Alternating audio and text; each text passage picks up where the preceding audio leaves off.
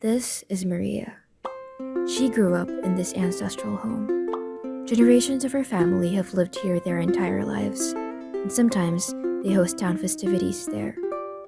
But over time, members moved out until one day, nobody lived in the house anymore, and it's only being used during a few family gatherings. Despite this, Maria doesn't want to let go of the house. It's become too important to her family, and the community. Maria also admires the way that the house looks, which is pretty unique to the time that it was built. So what can Maria do? One way to bring life back to the house and keep its important features is to use it in a way that's more helpful to its current community, even if it means it won't be used as a home anymore. This practice of repurposing old structures and giving them new life is what we call adaptive reuse. Maria's story is similar to the current situation of the Budoria house. This is Kim, Nicole, Gianna, And Mikee, and this is our adaptive reuse proposal for the Budoria house. The Baduria House is an ancestral home owned by the Baduria family. Located in Lumban, Laguna, it is managed by Marife Cordoves with the help of her cousins. The house is estimated to be over 70 years old, and since it's no longer used for residential purposes, the owner decided to try and repurpose it. She suggested turning it into a cafe and museum since it aligns with one of their goals as a family to promote the culture of their town, Lumban. In this project, we'll discuss how the group came up with a new design for the home, starting with few considerations in choosing its best new purpose. First, you have to understand what makes a house worth keeping. The importance of a cultural place could come from different aspects, such as how it serves as proof of past activities of people. It could be how it connects the past to the present. It could be worth keeping because of how it looks. it could be because it means a lot to the people who use it or the people around it. These are different values that a cultural property could have. There's evidential, historical, aesthetic, and communal value. So among these, we thought of which ones the Baduria house has, and this is what we found.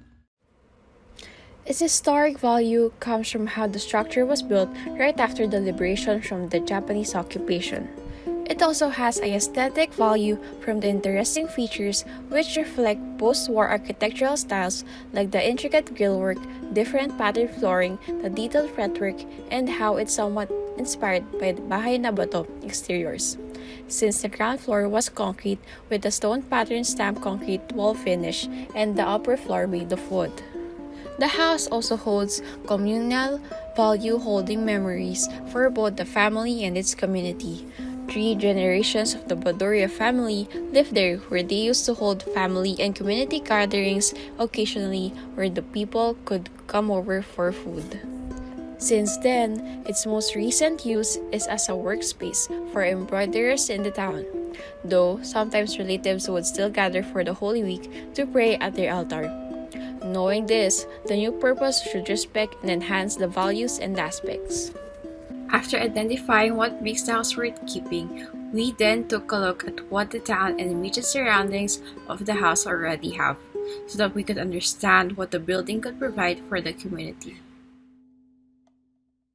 Lumban is among Laguna's oldest towns and has a population of 32,300 as of 2020.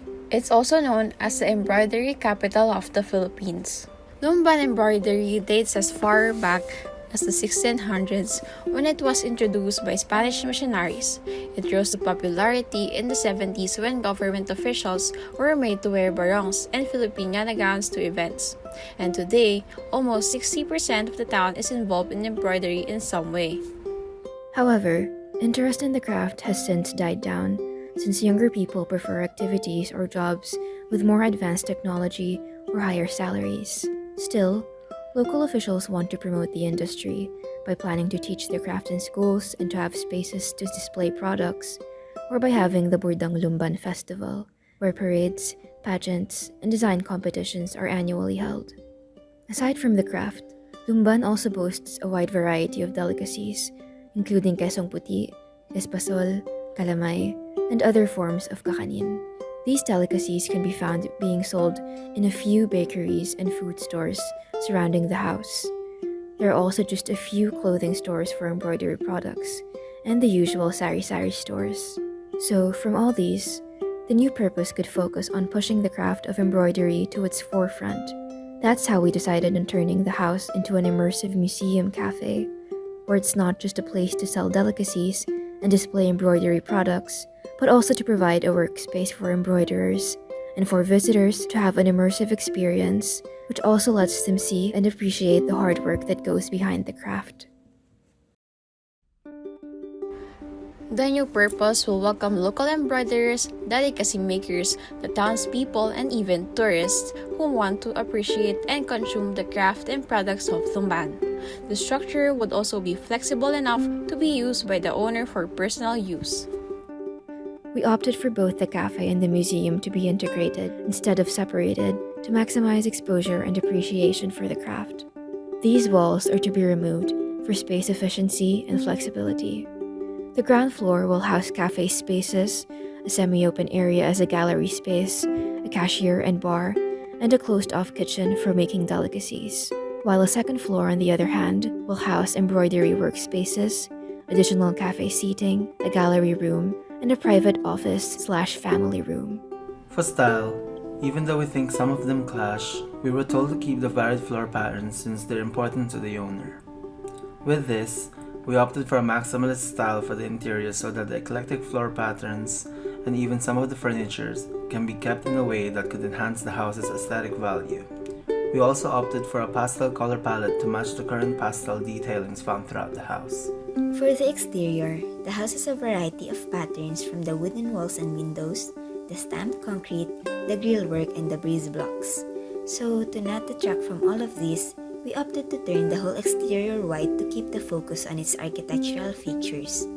We also specifically chose white as a homage to the most commonly used color for embroidered fabrics. This exterior color would also juxtapose the colorful maximalist interior mentioned earlier. Entering the museum cafe would then be all the more astonishing because of that stark contrast between the exterior and interior. The entrance of the house immediately opens up to cafe spaces. With the goal of better appreciation for the products, galleries aren't limited to their designated rooms. Instead, they're found throughout the cafe spaces, hallways, and walls, where the history of the family, the house, and the embroidery in Lumban could be displayed.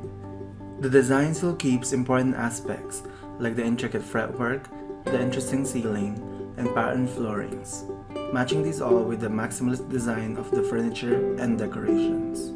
The gallery on the ground floor could display whichever items the owner would prefer, be it religious relics or embroidery works that need their own spaces. Some of these displayed works could also be up for sale, turning them into a source of livelihood. To this, the cafe would only serve cold foods and delicacies to not let the space and fabrics be too exposed to aromas which could compromise the quality of the displayed works. Then the new kitchen would have a bar and cashier, where food, drinks, or items displayed could be paid for, while the closed-off kitchen would have enough space for preparing the food. On the upper floor, the opened-up space becomes the workplace for embroiderers, which is visible from the additional cafe seatings. This way, visitors can appreciate the work behind the craft and not just the finished products. Workshops could also be held here should they opt to teach the craft. The gallery room on this floor would house more important pieces that the owner wanted to display, such as the passed-down Filipiniana dresses and barong Tagalogs. This entire house isn't limited to its cafe use either. If the owner decides to host community gatherings in the house during festivals or family gatherings, the flexibility of the open concept plan will allow them to use it for those as well. To run on lower energy, the museum cafe utilizes the windows and wall fretwork, opening them up to utilize passive cooling. Air conditioning, on the other hand, is optional during the warmer season, but otherwise, ceiling fans will be used with added houseplants that cool the air as well. These ensure that the structure is environmentally sustainable on top of being socially and economically sustainable with how it actively promotes culture and livelihood within the town. Overall, the new design of the house is rooted in creating a space where culture and craft can take place and can continue to be appreciated. The spaces of the Immersive Museum Cafe physically keep important features of the house while also providing a new purpose that's more useful to the community, encouraging more appreciation, interaction, and livelihood within the town, all while being sustainable. Adaptive reuse preserves parts of a structure that holds significance to specific communities. We do it so that building materials and energy aren't wasted.